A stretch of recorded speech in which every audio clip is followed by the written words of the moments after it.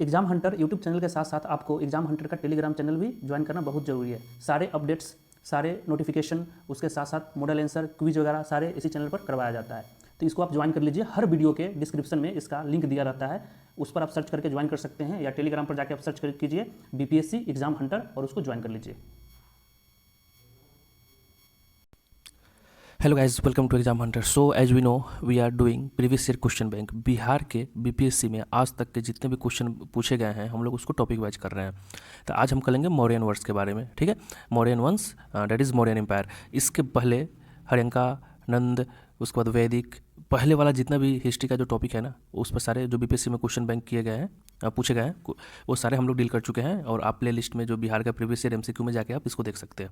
तो आज हम लोग करेंगे मौर्यन वंश के बारे में, ठीक है। तो पहला क्वेश्चन है दोस्तों कि राजा खारवेल का नाम किससे जुड़ा है। तो आपको पता होगा कि राजा खारवेल कहीं ना कहीं हमें थोड़ा बहुत आइडिया आता है कि उड़ीसा से रिलेटेड है, ठीक है। तो इसका आंसर हो जाएगा हाथी गुम्फा लेक के साथ इनका जुड़ापन है, ठीक है। That is third is the correct answer, ठीक है। तो इसका आंसर क्या हो जाएगा दोस्तों, तीसरा, हाथी गुम्फा लेक के साथ। अब आते हैं, ये सब सारे बीपीएससी में क्वेश्चन पूछे गए हैं, 63वां बीपीएससी में है, क्योंकि हम लोग प्रीवियस ईयर क्वेश्चन बैंक कर रहे हैं। नेक्स्ट देखिए क्वेश्चन नंबर सेकेंड, वह स्रोत जिसमें पाटलिपुत्र के प्रशासन का वर्णन उपलब्ध है उसका नाम बताइए, ठीक है। तो आपको पता होगा कि मेगास्थनीज की एक बुक है इंडिका, उसमें ये उपलब्ध है। That is asked in 46 BPSC PT, ठीक है। क्वेश्चन नंबर 3 देखिए, मेगास्थनीज की बुक का नाम क्या है। तो डेट इज़ वेरी इजी। हम लोग ऊपर क्या पढ़े थे, इंडिया के बारे में पढ़े थे। तो इसका आंसर हो जाएगा तीसरा का 4,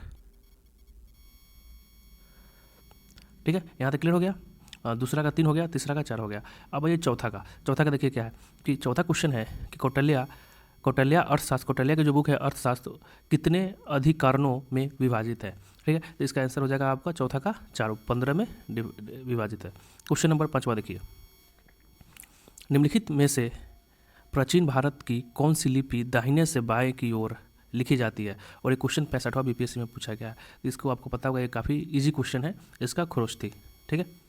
सब ब्राह्मी मत लगा देना। नेक्स्ट है, मेगास्थनीज दूत था किसके। डेट इज 63rd बीपीएससी, अभी जो फिलहाल ही 63वां बीपीएससी हुआ था उसमें ये पूछा गया है। तो किसके दूत थे। तो ये भी बहुत ही आसान क्वेश्चन है, इसका हो जाएगा सेल्यूकस के। और थोड़ा बहुत आप इतिहास पढ़े होंगे तो आपको पता होगा कि जब अलेक्जेंडर आया था तो उसने अपना एक क्या बोलते हैं उसको, अपना एक देख रेख जो गवर्नर वगैरह जो होता है वो सेल्यूकस उसको बैठा के चला गया था। तो उसको मौर्यन ने हरा दिया था, और वहाँ से एक दूत आया था, डेट इज़ मेगास्थनीज, ठीक है। और देखो आप क्वेश्चन नंबर 7 देखो, 7 क्या है कि आजीवक संप्रदाय के संस्थापक कौन थे। तो ये भी आसान क्वेश्चन है, इसका हो जाएगा इसका 4, मखली गोसाल, ठीक है। अब क्वेश्चन नंबर 8 देखिए, क्वेश्चन नंबर 8 है कि किस अभिलेख में यह साबित होता है कि चंद्रगुप्त का प्रभाव पश्चिम भारत पर फैला हुआ था, ठीक है। तो कोई ऐसा अभिलेख जो पश्चिम के साइड होगा उसी में ही होगा ना। तो डेट इज़ रुद्र रमन का जो अभिलेख था ना, ऑप्शन 3 इसका आंसर हो जाएगा। रुद्र रमन का जूनागढ़ का अभिलेख था वहाँ पर। क्वेश्चन नंबर 9 देखिए, केवल वह स्तंभ जिसमें अशोक ने स्वयं को मगध साम्राज्य बताया है, ठीक है। तो इसका आंसर हो जाएगा दोस्तों भाब्रू का स्तंभ, जिसमें अशोक ने अपने आप को मगध का सम्राट बताया है। नेक्स्ट देखिए क्वेश्चन नंबर 10, बराबर की गुफाओं का उपयोग किसने आश्रय गृह के रूप में किया है, ठीक है। तो 10वां का आंसर हो जाएगा आजीवक, ठीक है ना। इसका आंसर हो जाएगा फर्स्ट, डेट इज आजीवक। अब क्वेश्चन नंबर 11 देखिए, क्वेश्चन नंबर 11 है दोस्तों कि पाटलिपुत्र में स्थित चंद्रगुप्त मौर्य का महल मुख्यतः किससे बना है। तो अगर आप as we know art and culture हमारा मेंस का सिलेबस है तो उसमें पढ़े होंगे कि उसका मुख्य महल जो थे वो सब लकड़ी के बने होते थे, ठीक है। अब देखो क्वेश्चन नंबर 12 देखिए, क्वेश्चन नंबर 12 है कि निम्नलिखित में से कौन सा क्षेत्र अशोक के साम्राज्य में सम्मिलित नहीं था। तो इसका आंसर हो जाएगा श्रीलंका। बाकी अफगानिस्तान, बिहार और कलिंग जो था ना वो अशोक के साम्राज्य में था, श्रीलंका नहीं था। श्रीलंका में अशोक ने अपने बेटा और बेटी को बुद्धिज्म को प्रचार करने के लिए भेजा था, ठीक है।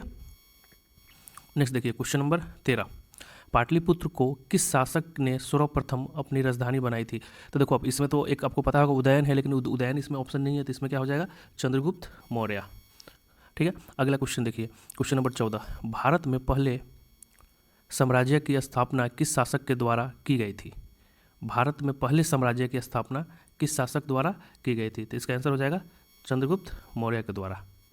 अब नेक्स्ट देखिए, कौटिल्य के अर्थशास्त्र में किस पहलू पर प्रकाश डाला गया है। तो जनरली जो कौटिल्य का जो अर्थशास्त्र बुक है वो स्टेट क्राफ्ट है, डेट इज राजनीतिक नीतियाँ। उसमें बताया गया है कि एक राजा को कैसे रूल करना चाहिए, क्या क्या जरूरत है। अर्थशास्त्र का नामक पुस्तक किससे संबंध रखता है? तो आपको पता होगा कि बीपीएससी में क्वेश्चन सब रिपीटेड है। तो अर्थशास्त्र को किसने लिखा है? कौटिल्य ने लिखा है। अगला क्वेश्चन देखिए, क्वेश्चन नंबर 17। जिसके ग्रंथ में चंद्रगुप्त मौर्य का वशिष्ठ रूप से वर्णन उपलब्ध है वह क्या है? ठीक है दोस्तों, तो इसका आंसर हो जाएगा विशाखदत्त। इसका आंसर हो जाएगा विशाखदत्त। अब क्वेश्चन नंबर 17 को अगर ध्यान से देखेंगे तो विशाखदत्त का जो एक बुक था ना, 2 प्रसिद्ध नाटक है जिसमें आप नाम सुने होंगे। एक मुद्रा राक्षस है और एक देवी चंद्रगुप्तम है। तो जो मुद्रा राक्षस है ना दोस्तों, उसमें चंद्रगुप्त मौर्य के जीवन से संबंधित घटनाओं का उल्लेख मिलता है। ठीक है, यहाँ तक क्लियर। तब क्वेश्चन नंबर 18 देखिए, अशोक के शिलालेखों में प्रयुक्त भाषा क्या है? ठीक है, तो इसका आंसर हो जाएगा प्राकृत। 18 का 2 प्राकृत। क्वेश्चन नंबर 19 देखिए, निम्नलिखित में से किस मौर्य राजा ने दक्कन की विजय प्राप्त की थी? ठीक है, तो इसका आंसर हो जाएगा चंद्रगुप्त ने किया था। अब आइए क्वेश्चन नंबर 20। मेगास्थनीज ने भारतीय समाज को कितने श्रेणियों में बांटा था? और एक क्वेश्चन रिपीटेड है दोस्तों, ये 66वां या आई थिंक 64वां या 60वां 62वां ऐसे ही कुछ करके रिपीट हुआ है जहाँ तक मुझे याद है। तो इसमें पूछा गया है कि मेगास्थनीज ने भारतीय समाज को कितनी श्रेणियों में विभाजित किया था। तो 46वां भी पूछा गया और करेंट जो बीपीएससी हुआ है उसमें भी पूछा गया है। तो इसलिए बोलते हैं कि क्वेश्चन रिपीट होता है। तो 7 श्रेणियों में डिवाइड किया था। अब देखिए, जो अर्थशास्त्र जो है कौटिल्य का बुक, उसमें एक सीता भूमि का वर्णन मिलता है। तो इससे क्या आप समझते हैं? ठीक है ना, सीता भूमि क्या है? तो इसका होगा दोस्तों कि उस समय जो जनजाति द्वारा जो जोती जाने वाली भूमि को हम लोग क्या बोलते थे? सीता भूमि। किसके द्वारा? जनजाति द्वारा। ठीक है, अब देखिए मौर्य काल में शिक्षा का सर्वाधिक प्रसिद्ध केंद्र क्या था मौर्य काल में? तो 22वां का आंसर हो जाएगा दोस्तों तक्षशिला। अब देखो, सेंड्रोकोटस से चंद्रगुप्त मौर्य की पहचान किसने की थी? ठीक है, तो आपको हो जाएगा विलियम जोन्स। 23वां का दोस्तों आंसर हो जाएगा विलियम जोन्स। अब 24वां देखिए, 24वां क्वेश्चन है कि अशोक के ब्राह्मी अभिलेखों को सर्वप्रथम किसने पढ़ा था? तो ये भी बहुत ही आसान है। इसका आंसर हो जाएगा प्रिंसेप, जेम्स प्रिंसेप। यहाँ पर पूरा नाम नहीं दिया हुआ है लेकिन इसका आंसर हो जाएगा जेम्स प्रिंसेप। अंतिम मौर्य सम्राट कौन था? तो that is very easy question. और ये सब क्वेश्चन देखो, अगर आप देखे होंगे तो प्रीवियस लेक्चर देखे होंगे, प्रीवियस ईयर क्वेश्चन बैंक का, तो अभी तक मौर्यन एम्पायर में जो ओवरऑल हम लोग पढ़ रहे हैं, इंडस वैली सिविलाइजेशन पढ़ लिए, उसके बाद आप देख लो वैदिक पढ़ लिए, वैदिक एज, उसके बाद बुद्धिज्म जैनिज्म पढ़ लिए, हर्यक नंदवंश पढ़ लिए, अभी हम मौर्यन पढ़ रहे हैं। तो अभी तक जितने भी अभी पढ़े हैं ना, उसमें सबसे ज़्यादा क्वेश्चन मौर्यन एम्पायर से पूछा गया, बीपीएससी पूछा है। तो सोचो कितना इंपॉर्टेंट है। तो हमें डिसाइड करना है कि किस चीज़ को, किस बुक को, मतलब किस टॉपिक को हमें डीपली करना है और किसको ऊपर ऊपर से करना है। ठीक है, that's why previous year question is very relevant. कोई भी एग्जाम कर रहा हो तो आपको प्रीवियस ईयर क्वेश्चन से ही पता लगेगा कि क्वेश्चन एग्जाम का पैटर्न है, किस टाइप का क्वेश्चन कहाँ से आता है, वो आपको पता चलेगा। ठीक है, तो क्वेश्चन नंबर 25वां देखिए, अंतिम मौर्य सम्राट कौन था? तो इसका हो जाएगा दोस्तों, बहुत ही आसान क्वेश्चन है, ये बृहदत्त थे। मौर्य वंश के अंतिम शासक कौन था? डेट इज, देखो रिपीट हो रहा है, सब वही है, कुछ करना नहीं है, सारे रिपीट हो रहा है।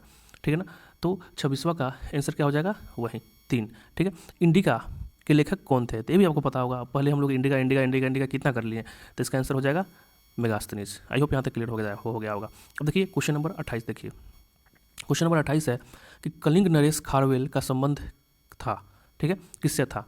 तो 28वां का अगर ऑप्शन पढ़ेंगे तो इसका आंसर हो जाएगा महामेघवाहन वंश से। ठीक है, इसको आप ध्यान से देखिएगा। इसका आंसर हो जाएगा दोस्तों आपका फर्स्ट, कलिंग नरेश खारवेल का संबंध था महामेघवाहन वंश से।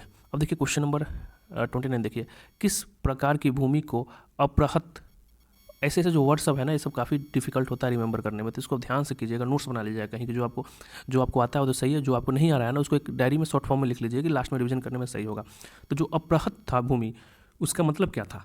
ठीक है, तो इसका मतलब था दोस्तों कि बिना जोती हुई जंगली भूमि को हम लोग क्या बोलते थे? अपृहत बोलते थे। क्या? बिना जोती हुई जंगली भूमि। तो इसका answer, the correct answer is पहला, इसका पहला आंसर हो जाएगा। ठीक है, तो I hope question number 29 clear हो गया। 60वां में पूछा गया है दोस्तों। अब देखिए, अब 30वां देखिए, क्वेश्चन नंबर 30वां देखिए, चंद्रगुप्त मौर्य था एक निरंकुश शासक, एक राजनीतिज्ञ, एक उदार शासक, एक प्रबुद्ध निरंकुश शासक। तो इसका आंसर हो जाएगा चौथा, प्रबुद्ध निरंकुश शासक। क्वेश्चन नंबर 31वां देखिए, निम्नलिखित में से कौन सा एक मूर्ति शिल्प मौर्य काल का नहीं है? ठीक है, तो आपको पता होगा कि कौन सी, देखो अब इसमें जो गिवन ऑप्शंस है उसमें से अगर देखोगे दोस्तों तो मथुरा का जो प्राप्त खरी बुद्ध मूर्ति है ना, ये मौर्यन काल का नहीं है। ठीक है, तो इसका आंसर हो जाएगा थर्ड। अब देखिए क्वेश्चन नंबर 32, किस अभिलेख में कलिंग विजय का वर्णन है? ठीक है, तो ये भी आसान क्वेश्चन है, आपको पता होगा कि इसमें से कोई ऐसा ऑप्शंस नहीं है जो सही है। इसका आंसर हो जाएगा पांचवा। तो इसका आंसर क्या होगा दोस्तों? तो अगर आपको थोड़ा भी बहुत इतिहास पढ़े होंगे तो आपको पता होगा कि जो अशोक के जो शिलालेख था ना, शिलालेख 10, 11, 12 और 13वां शिलालेख 13 शिलालेख, इसमें मेंशन है कि कलिंग पर विजय किया था। तो इसमें से आंसर हो जाएगा, इसमें से उपयुक्त में से कोई नहीं। ठीक है, तो आई होप यहाँ तक क्लियर हो गया। तो हम लोग अभी तक जो भी क्वेश्चन पूछे गए हैं किस पर, मौर्यन के बारे में, वो हम लोग कर लिए। फिर ये सीरीज आगे चलते रहेगा। बस we want support from you. Support कीजिए, लाइक कीजिए, सब्सक्राइब कीजिए एंड शेयर कीजिए। अपने दोस्तों को शेयर करना जरूरी है। लाइक मत करो मंजूर है, लेकिन शेयर जरूर कीजिएगा दोस्तों। इस चैनल को देखने के लिए धन्यवाद। आपका दिन शुभ हो।